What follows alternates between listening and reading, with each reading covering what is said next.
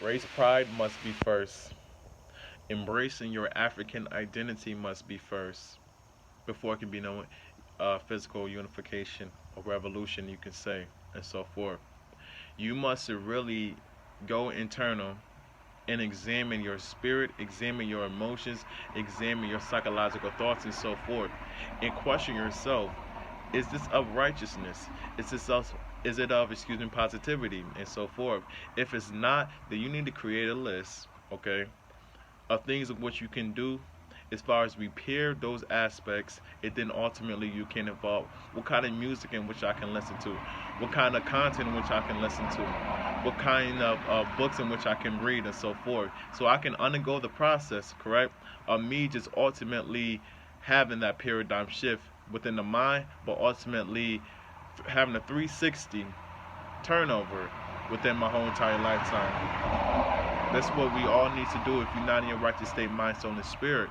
It starts with us first before we can unify. You get what I'm saying? Take walks, you know?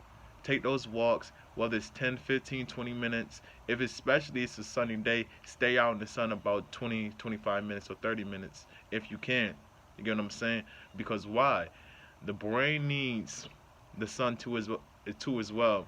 The neuromelanin, it needs that sunlight so it can receive that radiation to actually have a proper functioning within a dark pigmentation of melanin, which is stored within your brain. It needs that, brothers and sisters. It needs that.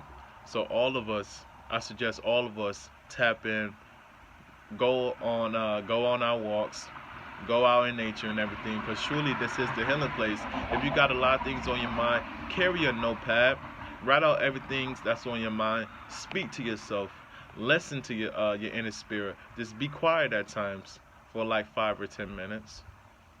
Be quiet, and you will see how active your spirit is really, how active your spirit really is. This is what we all need to do, because we all need to repair ourselves. I still need to repair myself too. I'm not all the way there, I would say, but I'm definitely a work in progress and manifestation. Now, ultimately, you will see perfection in the midst of your reality. And yeah, that's why I suggest all brothers and sisters, they tap into, you know, because it starts with us, and then once we are fully established of having the self knowledge, self understanding, and self love, and so forth, then we can unify with each other. Because a lot of us is not in our right state of mind, and it's real. So we must really undergo that process and everything, and it will be a painful process because it's also a lonely journey too. A lot of people that you normally with, they won't be with you, once you undergo that particular process. But we must do this for our reality to change so we can change the next generation reality as us being and understanding that we are the present ancestors, because we are the definers of the youth reality. You know what I'm saying? What are we going to actually build? Many times we always go into ancient times. Our ancestors in ancient Kemet did this. Our ancestors in ancient Kemet did that. Our ancestors in the ancient Kemet did that and the fourth. You get what I'm saying? That is absolutely extraordinary and beautiful and so forth. But what are we going to leave behind? How the youth is going to identify and understand and have knowledge that we were here on this planet Earth? What are we going to leave? What kind of legacy and blueprint that we're going to leave? As far as the youth, they can understand and extract away from that, and they can actually implement that and have their reality to change. How are we going to do that, brothers and sisters? We must start within our internal home and start with the restoration.